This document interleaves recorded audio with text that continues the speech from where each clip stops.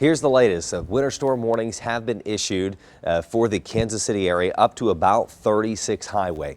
And this is for 5 to 10 inches of snow possible. I think those higher amounts are going to be south of Kansas City, and I think the lower amounts are going to be up near 36 highway. So lower end to higher end, your community is going to fall probably somewhere in the middle. And then across far northern Missouri, winter weather advisories are in effect Friday night, so tonight after midnight through Sunday afternoon. Though I think the snow is going to wrap up by noon on Sunday, there will be a sharp drop off of snowfall amounts north of Interstate 70. You see why those snowfall totals decrease quickly down to 3 to 5 inches. So looking at individual ranges for the communities, I think the highest amounts are going to be south of Kansas City. We're the most confident in the higher amounts occurring, about 8 to 10 inches of snow. Lacine, Butler, Clinton, Warsaw, Sedalia. I wouldn't be surprised if somebody in here pulls close to a foot. And then farther to the north of Interstate 70, those totals drop off 4 to 6 for 36 highway from St. Joe, Cameron, and Chillicothe. Then 3 to 5 farther to the north in Maryville and Trenton. For Kansas City, we're going to go about 5 to 8 inches on average.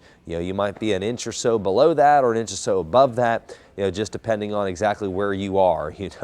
These snowfall maps, it's finicky. You could have 5 inches in your yard, and a few yards down, they got 6 or 7 inches, just the way some of the bands could set up. 2 rounds of accumulating snow. The first one beginning overnight through much of Saturday morning, 1 to 4 inches of snow during that time. Then a lull Saturday afternoon. The second round Saturday evening into Sunday morning. That snow could be heavy at times, adding up 4 to 6 inches of new snow. A couple of things we're going to monitor or watch for over the next 24 hours is how long is that first round. If it starts after midnight and it snows through much of Saturday morning, which we think it will, it's going to check the box for those 3 to 4 inch totals. And then the second thing we're going to monitor for is the development of round 2. I think that second round does develop as a stronger upper level storm system kicks out into the plains. But the big question mark is just how far north does that heavier snow reach? Does it make it up to Interstate 70? There's some big question marks in there that we're not entirely sure on, which is why those totals are higher south of the metro right now. 12-hour forecast for today in Kansas City, excuse me, north winds gusting up to 25 miles per hour. Temperatures, excuse me, single digits for today.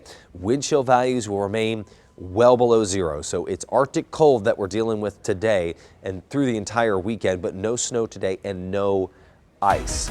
This is mainly going to be snow. It's all going to be snow. There's nothing else it could be for Saturday. -1 tomorrow morning, wind chills between -10 and -25, and then temperatures only reaching into the single digits through the day with snow accumulating in the morning. That's when the roads are going to become slick and snow covered.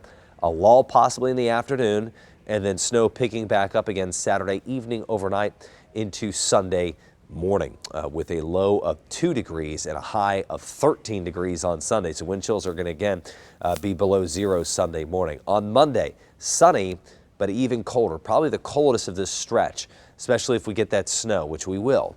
-5 degrees Monday morning with wind chills between -10 and -20.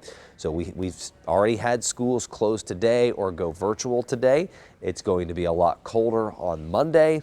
So I think it's at least a safe assumption to need to consider childcare or your plans for Monday if school is canceled or virtual learning. 18 degrees Monday afternoon. You probably go, Nick, when does it get warmer? I'm sick of hearing about the cold.